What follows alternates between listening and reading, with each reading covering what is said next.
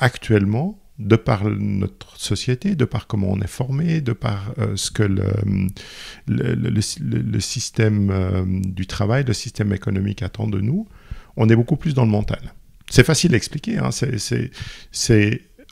on est là pour produire, en fait, le système économique actuellement a besoin qu'on produise de l'intelligence que j'appellerais du QI. Et ça, c'est une production de notre mental. Donc on se surentraîne, on est des experts à créer de l'intelligence mentale. Il n'y a que certaines personnes, pas en marge, mais qui font des métiers différents, justement des métiers créatifs, etc., qui, eux, ont plutôt intérêt à aiguiser leurs intuitions, pour être artiste, pour créer quelque chose de nouveau. Mais la majorité des gens, on leur demande surtout d'être le plus efficace possible avec leur mental. Et on est formé pour ça. Finalement, comme c'est un besoin de la société, tout le système éducatif s'est mis au diapason et fait en sorte que dès 3-4 ans, on apprend à lire, à écrire, on apprend vraiment à utiliser les fonctions. Alors, j'aime pas forcément utiliser le nom cerveau gauche, cerveau droite, parce qu'on sait que c'est pas exactement comme ça, que le cerveau est interconnecté. Mais les gens comprennent bien ça. On a longtemps dit que le cerveau gauche, c'était le cerveau rationnel, le cerveau organisationnel, et puis le cerveau droite, c'était le cerveau créatif, c'était le cerveau connecté. Et je pense que depuis tout petit, on est habitué à se connecter au cerveau gauche et très peu au cerveau droite, à part si on a une fibre artistique depuis très jeune et on l'exerce. Et en réalité, simplement, le fait de suivre l'éducation normale, de suivre un parcours de vie normal, fait que le curseur ne sera pas à ce fameux point d'équilibre que tu as mentionné, mais il sera trop, et je ne parle pas du tout de politique, il sera trop à gauche, c'est-à-dire qu'il sera trop dans la rationalité, trop dans le mental.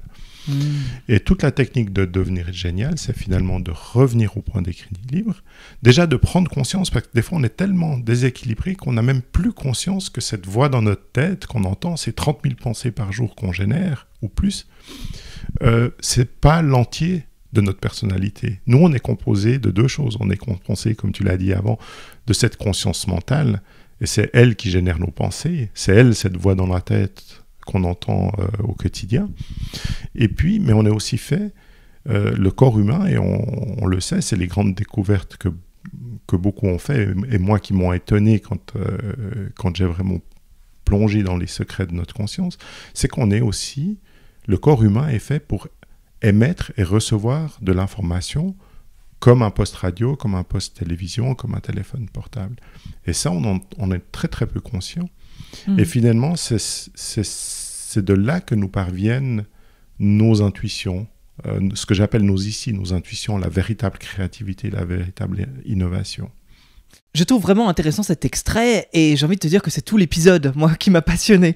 David, je trouve, a vraiment écrit un livre déjà qui m'a beaucoup marqué. Il m'a beaucoup marqué parce qu'il m'a fait prendre conscience de choses que potentiellement je savais déjà, mais quand même, et il a des explications qui sont vraiment poussées dans la matière, dans quelque chose de très... la compréhension du cerveau, si tu veux, de neurologie.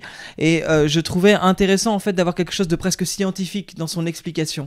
Et c'est pour ça que j'ai adoré, en tout cas, si tu veux, l'épisode qu'on a pu faire ensemble, qui abordait d'une autre manière finalement la prise de décision, l'intuition, comment en fait être créatif.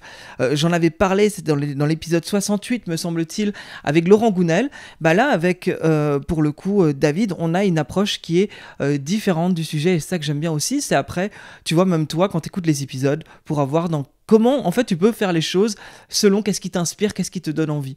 Et par rapport à tout ce que partage David du coup dans cet épisode, cette idée en tout cas qu'en prenant du recul et en allant chercher une connexion différente à un moment donné, parce qu'on n'est plus dans cette routine, dans cette vie à 100 à l'heure et qu'on fait un pas de côté, on peut aller connecter à autre chose. Et ça me rappelle finalement en Colombie, d'ailleurs cet épisode a été enregistré avant la Colombie, donc il y a des choses que je dis peut-être qui du coup ne correspondent pas vraiment à comment les choses ont évolué et où je me situe aujourd'hui. Mais là en tout cas en publiant cet extrait, en enregistrant du coup là, cette partie-là, de cette fin d'extrait là que je te fais actuellement, je me disais à quel point ça me rappelle aussi tout simplement la retraite silencieuse, où je me suis vu quelque part en ralentissant le rythme, sans téléphone, sans internet, avoir des idées, avoir une créativité beaucoup plus grande que quand je suis à Paris dans un train-train et dans cette routine qui va à 1000 à l'heure. Et ça montre à quel point finalement pouvoir tout simplement...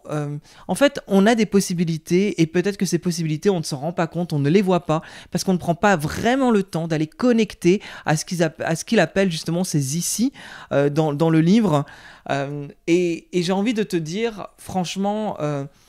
n'hésite pas, toi, à voir comment tu pourrais changer des choses et faire des temps de pause dans ta vie de façon à les connecter à quelque chose de potentiellement plus grand qui t'aide à avoir plus de créativité, d'innovation, d'intuition, ces fameuses ici.